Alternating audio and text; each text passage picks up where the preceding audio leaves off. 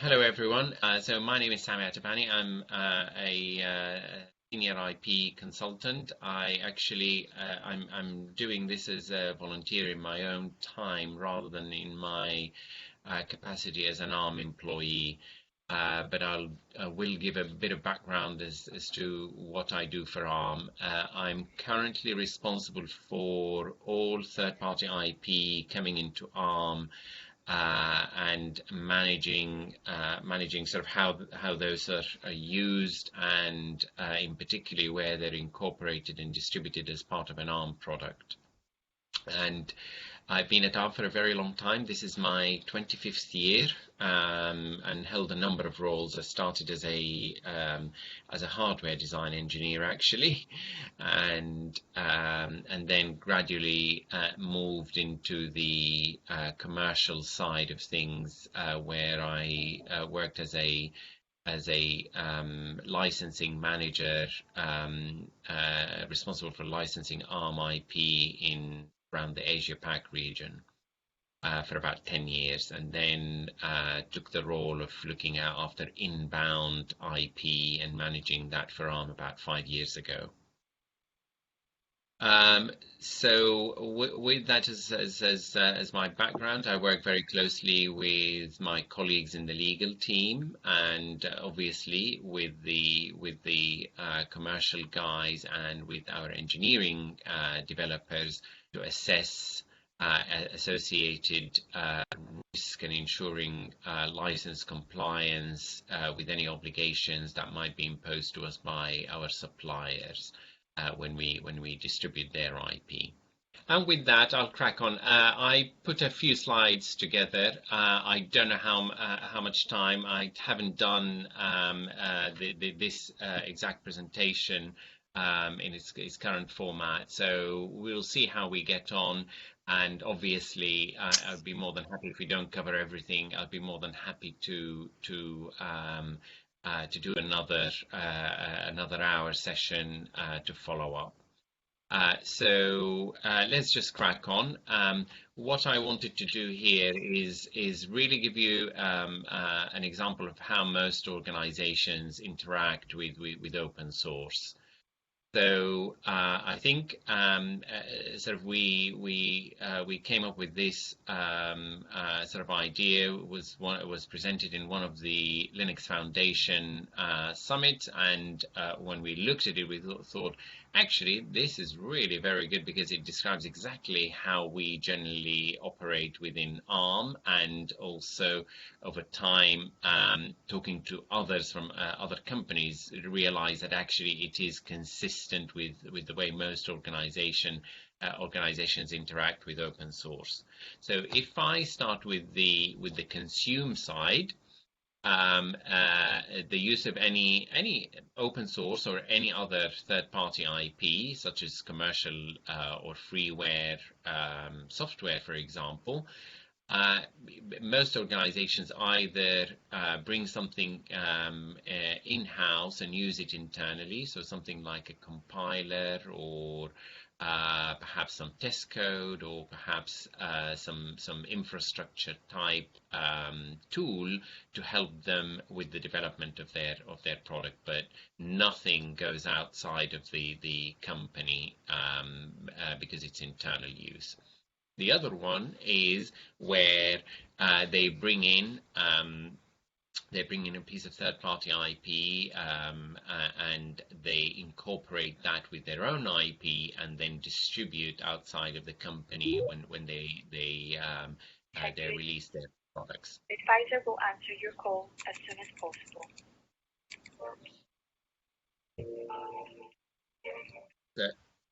I think Andrew's just joined. Okay, so and again, we can look at sort of some of the implications between internal use and external distribution, and I'll talk about that but certainly that's the way we tend to look at that as a company.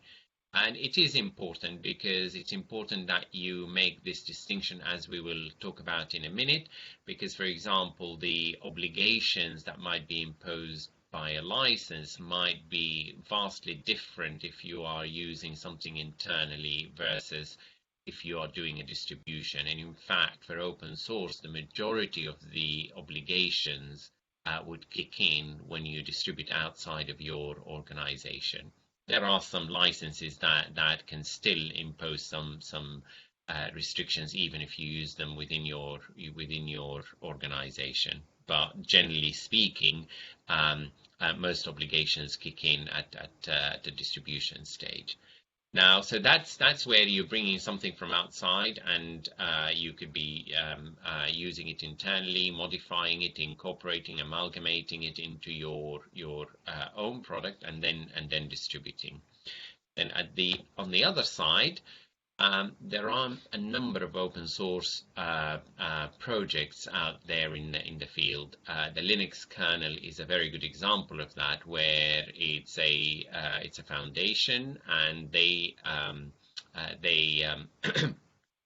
have a number of projects, and a company might want to make contributions. So in the case of ARM, for example, with the Linux kernel, we want to ensure that the Linux kernel supports our architecture. So, and with that in mind, we tend to sort of release patches or provide some IP into the Linux kernel that then gets incorporated as part of that open source project.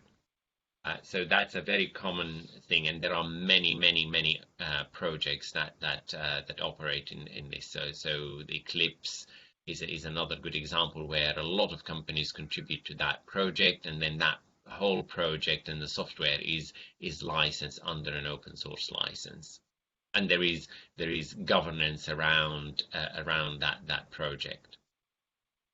But the other thing that we tend to see is that sometimes a lot of individuals who work in a company might want to contribute as an individual. So, and again, my engagement in the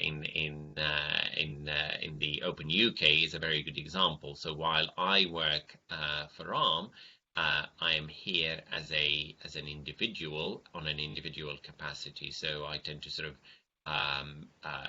just do things in my own time and contribute in my own time, and that certainly is something that happens for software developers, where they some of the developers might want to just work on a project that their company has no interest in, and they do that in their own time, and they can make those contributions as individuals. Then the other aspect of the collaborate, which is quite interesting, is joining an open source project. So, for example, there could be a general collaboration, not necessarily about development of software. It could be something like the Open Chain Initiative, where a number of companies or individuals collaborate together to set up a particular initiative that is beneficiary to the community as a whole. So it doesn't necessarily need to be associated with open source software, but it could be that it is done in an open collaboration group. Standards bodies as well are a good example where there is that collaboration. So very often with standard bodies, you see open source implementations that conform or comply with a specific standard body specification. That's becoming more and more popular. So again, that collaborate is in that sense is quite important, and is something that we see very often. And of course, from an IP perspective, there are different implications. So if I look at the consume side versus the collaborate, as a company, in the consume side, one of the key things that you need to consider. What are the obligations? Am I able to use the inbound IP that I'm bringing into the company, and do I comply with those obligations, and how am I going to comply with those implications? What are the commercial implications on my product that I'm distributing outside of the company? Whereas in the collaboration, as a company, you might be giving your IP rights as part of licensing or engaging with an open source project. And very often, companies are happy to do that, but they need to assess: is this going to impact my ability to operate as an entity and commercialize some of my products? Or is it okay, and the risk to me is acceptable, and sometimes there is a benefit overall to our industry when you release that IP under an open source license. The last part of this wheel is the create. Very often, individuals or companies might actually create their own project. So, in the case of ARM, for example, we have the Mbed OS. This is an OS that we have released, and we are the maintainers of that project. We manage how the community can engage with us when they make contributions. We manage which contributions are acceptable and beneficial to the community. So there is a whole load of other things that one need to consider when we do when you create and manage a project, and that is quite important, because for example, if you just create a piece of software and release it out there, if there are any bugs, you might find that the adoption and the take of that project is minimal, because people want assurance that actually I'm able to make the changes, I'm able to rely on the community to help if there is a particular bug, and again, that is quite critical these days with all the security related bugs, because you want those fixed as soon as possible, because they might have a direct impact on the end consumers. Are there any questions? Okay, I take that as a no. The reason why I wanted to present this slide is I just wanted people to think of the IP flow, and how the IP flow into an organization and out of an organization, and it could be multiple ways, and the engagement with open source can happen at multiple layers. So, for example, we collaborate on a compiler project called LLVM, where we make contributions, so that goes as part of the collaborate. But then we also distribute the LLVM compiler as part of one of our software development suites. So again, we collaborate, and then we consume effectively and release as part of our own commercial products. So again, that wheel, there is quite a lot of intricacies in terms of the interaction, and as an organization, very often we see organizations setting up what is known as the open source office to manage the governance around the consume, around the collaborate, around the create, and what sort of things would need to be considered for an organization when they engage with the open source community.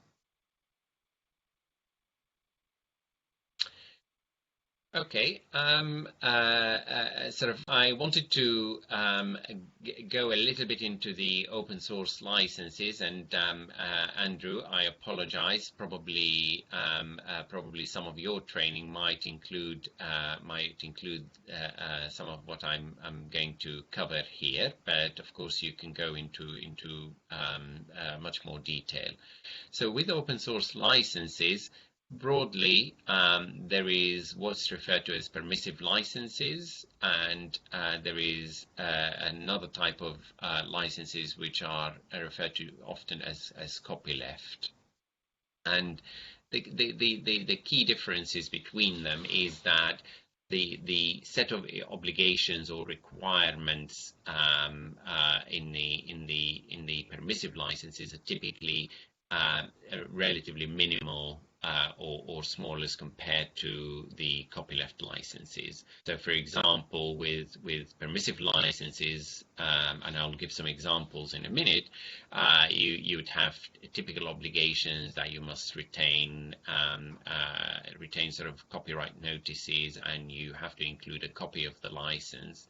And in general, like any other type of license, they grant you sort of broad rights, such as you can distribute, or you can modify, or you can use with minimal restrictions in that. And if you look at, and I'll give examples of these in a minute, if you look at the copyleft, these are typically, and again I say typically because again it depends on which license you're talking about, copyleft licenses put sort of more strict obligations, and one of the key things is that if you license code under a copyleft license, you very often would have an obligation that if you're releasing in binary form, that you must make the sources available or offer to make the sources available as a result of your distribution. So that's a key obligation very often that we see in copyleft licenses. And it covers one of the other key restrictions is that, so the original work that you've brought, so for example, if you bring in a piece of software and then you're modifying it and creating sort of what's referred to as derivative work, all of it, when you license out, must remain under the original license. And again, I'm talking in general terms, depending on the type of license. Sometimes some of the licenses have either additional permissions or sort of additional restrictions on what obligation, and whether the obligation to provide the source code and any modifications under the original license. So a good example of a copyleft license would be the GPL license, or the GNU public license, and those typically, if you take software under the GPL license and modify it, you are required to make the original code and the modified code license under the same license. And you must either release the source code including your modifications, or at least offer to make them available to any entity that requests it as a result of your distribution. And in general, with copyleft licenses, they may apply to just the particular work, or which is a strong copyleft license, or they might be slightly weaker and apply only to the specific modules that you might be modifying. Any questions so far? I think there's an interesting, sorry, it's Rob here. I think there's an interesting tension, isn't there, between sort of what is free licensing and kind of copyleft or permissive, because one form is sort of, you can do what you like with it. That's the kind of ultimate form of freedom. But then copyleft is putting this restriction in place as to how you can actually use it. And then it has to be sub-licensed again, or licensed again on the same terms, isn't it? That's an interesting sort of... Yeah, I mean, I don't... Sami, one point that I've noticed frequently is that the phrase free to do what you like. You're free to do what the license says, whether it's permissive or copyleft. And actually, there's an important point about what is open source. Yeah, what is open source and what does free actually mean? Yeah. Yeah. I mean, there is different organizations have different interpretations. So, but in general, most people sort of tend to use the OSI definition of what is open source and what isn't. That's generally, and again, there's a lot of debate around what is open source and what isn't. For me personally, I think the distinction between open source and copyleft. Between open source and freeware is where the license is issued by an organization for freeware, and they can define what is in that license in terms of obligations. So the Oracle JRE is a very good example of what I would regard as freeware. Which is an organization has complete freedom in what they do, and they can change those license terms at any point in time for new releases. Now, obviously, you can argue that can also happen with open source licenses, depending on whether you own the underlying IP or you have the rights to change the licenses to the underlying IP. That's where I draw the distinction. But I just wanted to point out, actually, generally speaking, I tend to prefer to rather than saying open source licenses apply restrictions, I tend to prefer to actually use the term they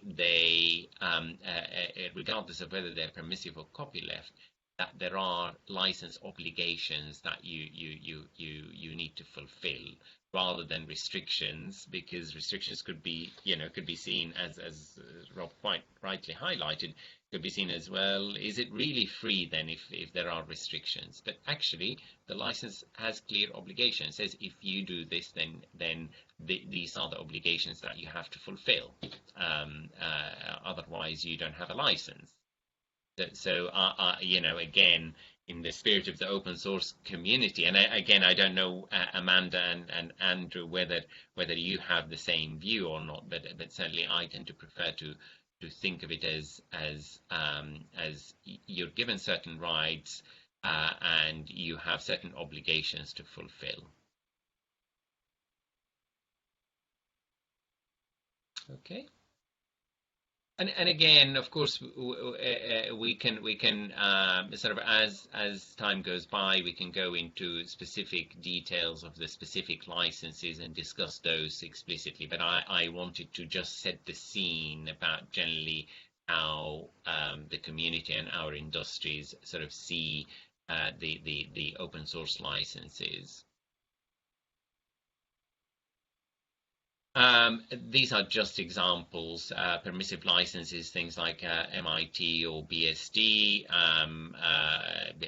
Apache, the different versions of Apache, and then copyleft are generally licensed. I probably should put GPL first in that list, really, but yeah, a broad range and a wide range of licenses, and again, the obligations vary significantly between these. So, for example, the GPL and LGPL.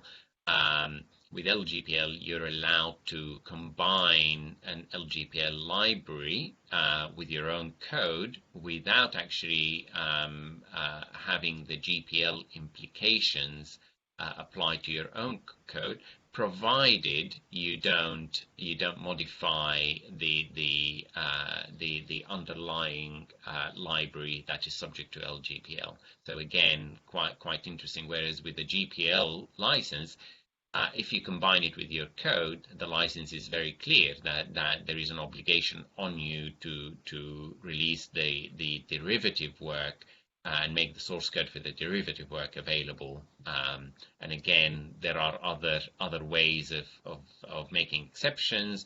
So, for example, you can have some code subject to GPL, but there is a specific exception that gives you additional permission. Does that make sense? Any other questions?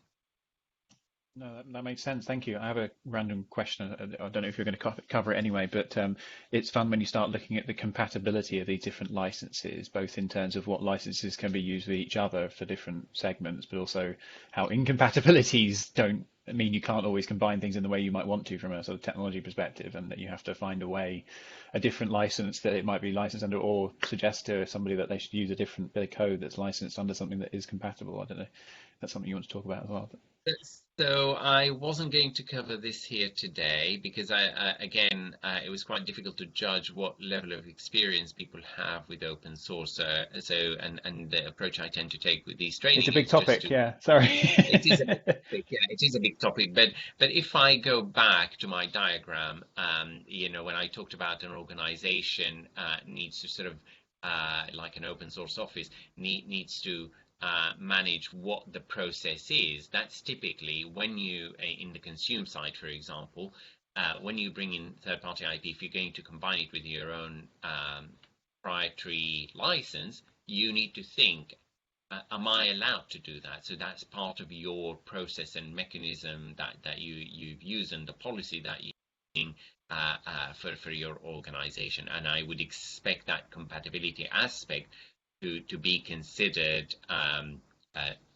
before an approval to go and distribute. And I know some organizations are better at doing that than others. So, a company like ARM, for example, well, I have a team that is responsible for defining what that strategy and policy is, and define the process and ensure that we have all the tooling that we're able to get our developers to follow to manage things like compatibility and ensuring that when we combine open source with our own proprietary source code, that we have the ability to do that, and we have the ability to license the resulting combination under an ARM proprietary license. And again, the same thing, with. Sorry to interrupt. Just to say that if you want to spread this session this week and next, and we push Andrew's back a week, I'm sure that will work. If you feel that you need 2 hours, just shout. Yeah. I mean, as I said, but we could just play it by ear and see how we're getting on. I am conscious that it will probably take quite a bit of time. So yes, absolutely, I'd be more than happy to do that, Amanda. Thank you, and thank you also for your answer on that compatibility. It's a really interesting topic. So yeah, maybe one for later.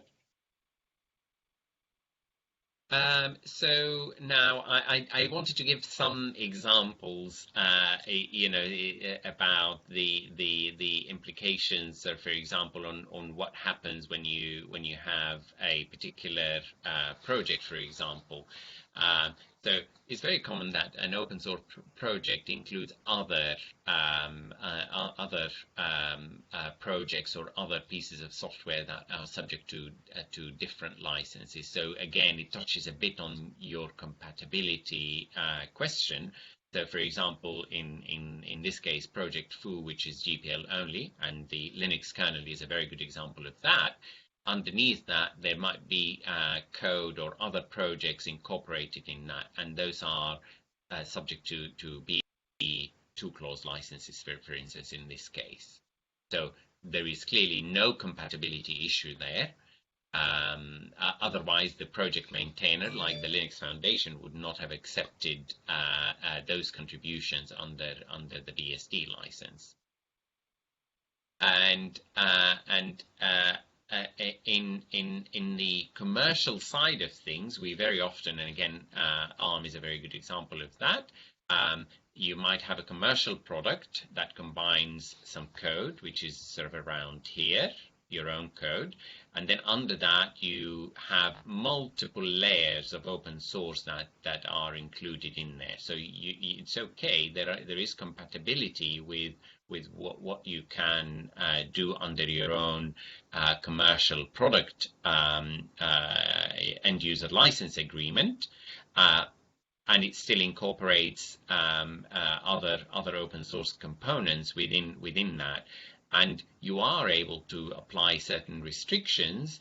And again, you have to ensure that there is compatibility. So, for example, if in your commercial product you put a restriction that contradicts what is in the BSD license, then actually that is an issue, because there is incompatibility there. But in general, because permissive licenses by their nature are permissive, you're able to combine them and license the resulting derivative work under your own terms and conditions of your choice.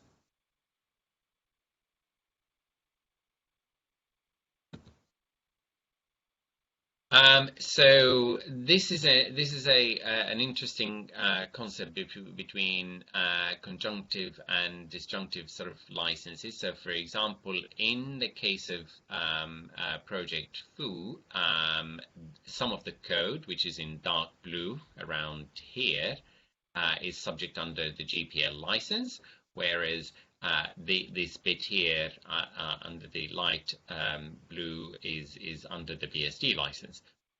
In this case, actually, when you distribute Project Foo outside of your organization, both licenses apply. You have to comply with the obligations on both licenses. So that is the representation with the and. So in this case, it's GPL and BSD. And again, this syntax I won't talk about SPDX today, but that is typically when you're communicating with the community about a Project Foo, you say it's GPL v2 and BSD 2-clause license.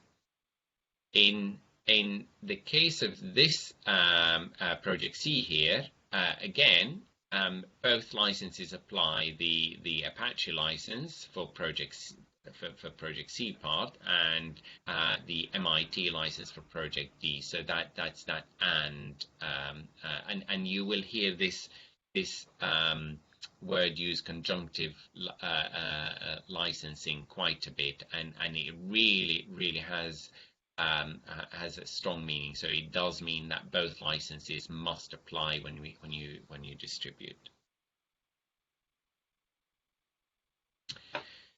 But there are other cases where you have a choice of licenses. So and that's where you will hear the disjunctive or the word disjunctive licensing used. So, for example, if I have a project and I have software, I can sort of say to people, by the way, when I release this to you, you have a choice. You can either license it under the MPL license, or you can actually license it under the GPL license, or even better, you can license it under the LGPL license. Because I own the IP, I have freedom under which licenses I might want to make this code available. And at the point when the person you're distributing to decides to use that code, they can choose under what license terms they have taken this in. So, for example, I might, if I'm bringing a piece of code from outside and I see this bit here saying MPL or GPL or LGPL, I will need to make an assessment, how am I using it with my code? And if I'm combining it with my code, I might not want it under the GPL, because I might want to still retain my own code under my proprietary license. So I might actually choose to license it under LGPL because I'm not modifying that piece of code. I'm just combining it with my own code and dynamically linking to it. Therefore, it's fine to rely on that license, and I know that I can fulfill the obligations under the LGPL license very easily. So and you see this very often where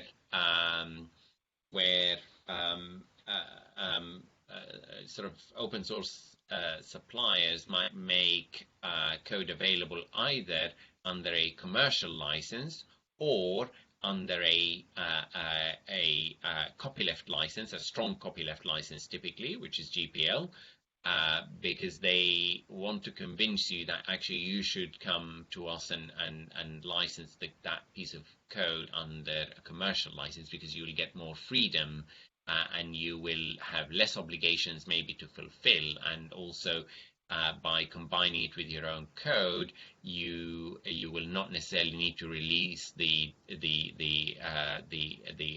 output or the outcome of the combination, your derivative work, under the GPL license. You can still retain the license, the license freedom to license that under a commercial license, for example.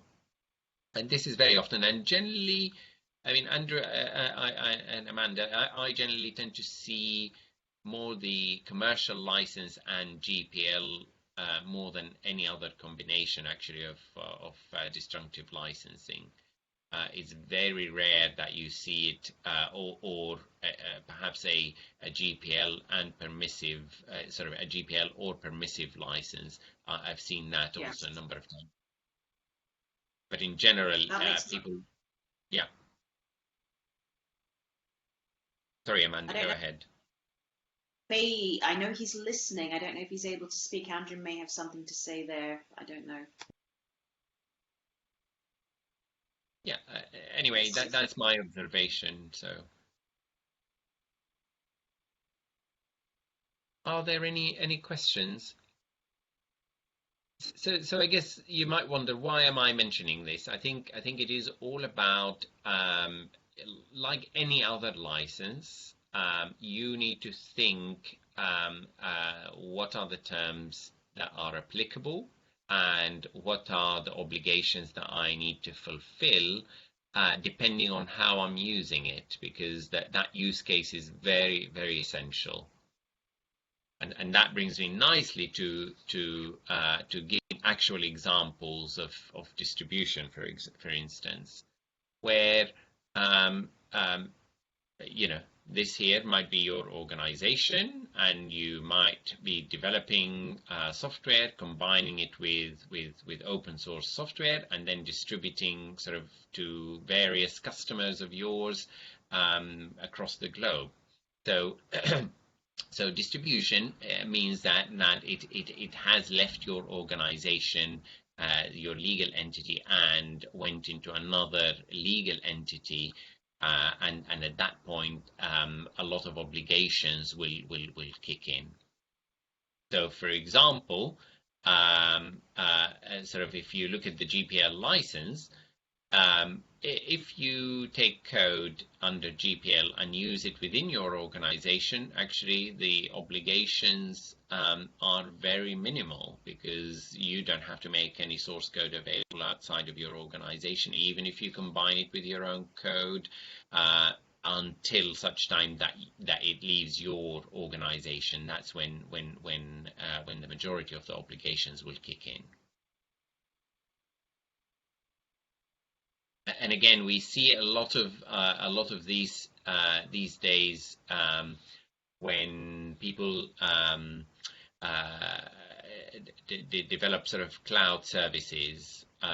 So, for example, it could be majority of the code in your cloud service that you're hosting are under a GPL license, but because you're not technically distributing the code itself, you're allowing access to it, and there is a big debate as to whether that is distribution or not. But in general, the view is that with GPL, that would not be considered as distribution. So again, when you're dealing with open source licenses, you have to not just consider the license wording itself and what obligations. You need to understand what are the triggers for those obligations, because they may vary. So, for example, if you are distributing without any modifications, there might be a different set of obligations on you as a distributor versus if you are actually modifying. So for instance, in the case of the GPL, if you are modifying the code, you have to make sure that you make the source code available upon request, or distribute that source code for the binaries that you're distributing. That becomes an obligation. Whereas if you look at the LGPL, if you are not modifying the code and you just merely combining it with your own code, the obligations are just to release the original source code for the LGPL library, but you don't need to release the source code for your own software that you're wrapping around the LGPL code.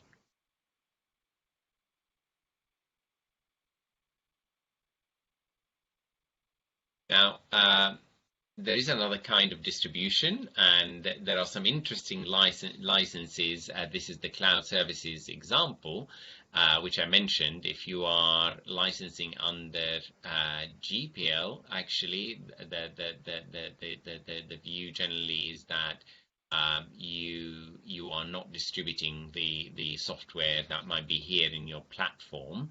You're just merely allowing access and data to go in and out of your cloud service. But there are some other examples that you will have implications that, for example, the AGPL license, if you host it and provide a service, then there is a obligation to make the source code of the infrastructure of the cloud service itself available to whoever asks for it. With cloud services, that is quite complicated, and one has to be careful, and you have to really consider what actually does the end user receive as a result of you providing that service. Do they have copies of web apps, for example, that get installed on their machines? And in that case, you need to consider whether that is distribution or not based on the license itself. So again, that use case is very essential to consider.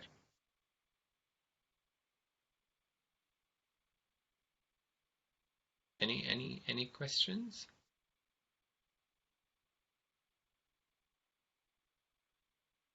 Okay. Another important aspect which I've talked about already is the modification. So when we talk about modifications, again, depending on the license, there might be triggers for what obligations will kick in if you modify. And modifications typically include things that you might add, you might delete things, you might modify certain files. So there's a variety of things. So you need to think, what does the license say? Does it impose restrictions when impose obligations when you modify anything within that software, or does it talk about file level modification? So, for example, it could be one license might say, whatever you modify, anything that you modify in this package will trigger the modification to that modification obligation to apply to the derivative work of the original work and any modification. Whereas some licenses might be actually file specific. So they might say, when you modify something, it's only those files that you've modified you need to make the sources available. So it might not require you to make the files that were yours and you haven't modified that you combined with that code available in source code. So it is always very important when you're talking to your developers to ask, so what are we doing with this source code? How are we using it with our own? How does it interact with our own code?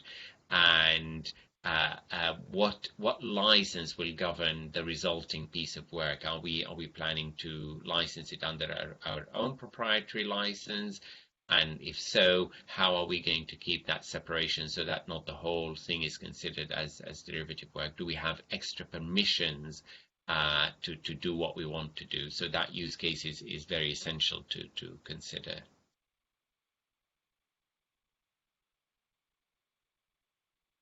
And people might be wondering, so what is the difference between that and other proprietary licenses? Well, actually, it's no different. It's just that obviously with open source licenses, the licenses are generally standard licenses, widely used. So there is a lot of precedent out there as to the interpretation of what that does that mean, and whereas the proprietary licenses, well, the IP or the copyright holder has complete freedom to define what are the obligations that are imposed on you as somebody receiving that third-party IP.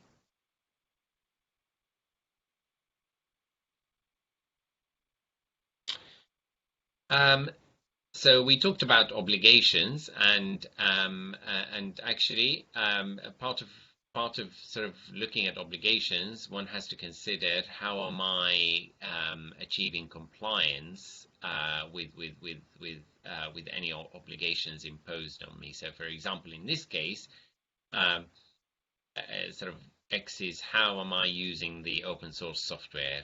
So that use case. So, for example, distributing in binary or source form, modifying the code.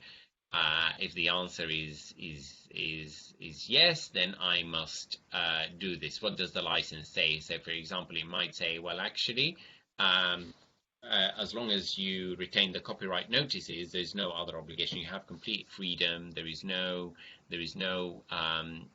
obligations. You don't have to release your modifications under the same license. So then it's quite clear that sort of those obligations are the ones I need to consider, and then you need to think, okay, so if I have an obligation that requires me to retain the copyright notices, how am I doing this in practice? Am I going to just extract the copyright notices from all the files and deliver them in a text file, or am I going to release the original source code for the unmodified code alongside to say the copyright notices are all included in this source code tree? So again, you need to think, okay, so I now know how I'm using the open source. I then need to think what are the obligation based on my use case, and then how am I going to fulfill those obligations? And that's typically the mechanism by which you can communicate with your developers to say, okay, so that's fine to use this piece of software, and you told me that you're not going to modify it, therefore here's what you need to do when you release the combined work. So you need to think of the flow of the IP and how and what obligations kick in. Any questions? And again, this sort of looks very simple, but in reality it's incredibly complicated because very often, certainly in the case of ARM, and many other organizations, you have hundreds of files that are included in a distribution, and you need to understand what are the applicable licenses and how we're using those files to be able to determine what are the obligations, and then have sort of a mechanism in your organization how you're going to comply with those obligations. I have a couple of quick questions, hopefully. Yeah, go ahead. So, so question one is sort of, do you find developers actually have a clue about any of this, or is their kind of knowledge generally pretty limited, or is it more that they kind of get used to it quite quickly, that they need to be working with the team to figure that out? And I've forgotten my other question, so I've just got one now. Yeah, that's fine. That's fine. That's a really interesting question. So it varies, but I'm sort of the kind of guy that sort of thinks that the glass is half full rather than half empty. So I would say developers have a reasonable understanding of open source and obligations. Where things get a little bit confusing they know that they need to comply with certain obligations, but they may not necessarily know which obligations. So very often I see people sort of coming to me and saying, well, we're using this code, it's under GPL, but we're not modifying it, so we don't need to supply the source code. And then you kind of think, no, no, no, no, no, no. You know, you need to go back to basics. You are combining this with your own code. So is it, do you want to release the whole combination under the GPL license? And you use that opportunity to educate them. I would say, and again, there's quite a lot of training. So, and Andrew and Amanda know this. So I drove a sort of conformance with an initiative called Open Chain, which is a specification that tries to build trust across the supply chain, and it does that by defining, you know, what you need to do as an organization to ensure that when you distribute open source, that you have a clear compliance program and a clear process of how you fulfill your obligations and provide the license information that governs the open source that you are distributing. But part of that specification, certainly in the earlier version of the specification, required that you must train everybody in your organization who interacts with open source. So in the case of ARM, I took sort of the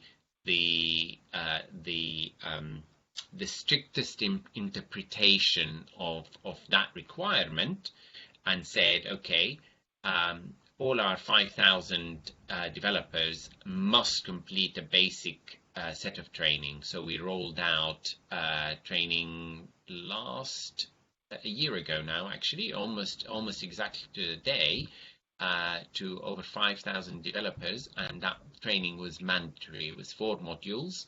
And to educate them about open source, to educate them about processes, to educate them about basic IP principles, and actually we had a specific module about patents specifically, because as an IP company we felt actually if we're training them about basic IP law, we should actually go into a bit more detail on patents. So comprehensive training that was mandatory to all our developers, and the Open Chain had a specification had a sort of a 85% of your staff must be trained. So actually we had in the case of ARM, we've achieved over 95% of our developer training. Sorry, I'm just going to let the dog in because he's scratching on the door. Come on, man. There's a work from home comment if ever I heard one. I was also just going to say, I think we've just come up to the hour. I don't know what people's diaries are like to carry on. I think Chris has just said he has to drop off. I don't know how much more you wanted to cover, Sami, or whether we want to roll into our next meeting that we have. Or so, Sami, do you want next week? So, I mean, I am happy. I have one more slide in terms of the formal sort of slides that I've put in. But I think it might be useful to have a discussion. We could combine it with Andrew's session. I don't mind either or. It depends on whether people have questions, they feel they want to go deep dive into specific areas, or... Let's follow up with that offline, you, me and Andrew. Robert, we can talk about how we do that, whether we do a follow-up session to this one or if we just do, which I think might be the right way to do it, and then the licensing the week after, so that we give Andrew his full hour and less people's diaries around. But let's follow that up offline. I think we probably have to stick to the hour slot. That's fine. Yeah, I'm happy with that. Exactly. Yeah, Thank so you. I'll make the slides available. So if people want to look at them and then have questions, it would be useful for people to think about things and then come back with some specific questions next week. and then we can take it from there. Great. That sounds good. Thank you very much. And thank you very much, Sami, and thank you everybody else for joining. You're welcome. Bye. That's extremely helpful. Thank you, Sami. You are very welcome. Yeah, thank you very much. Thank you. Okay. Everyone, Bye-bye. stay safe. Bye-bye. Bye, everyone.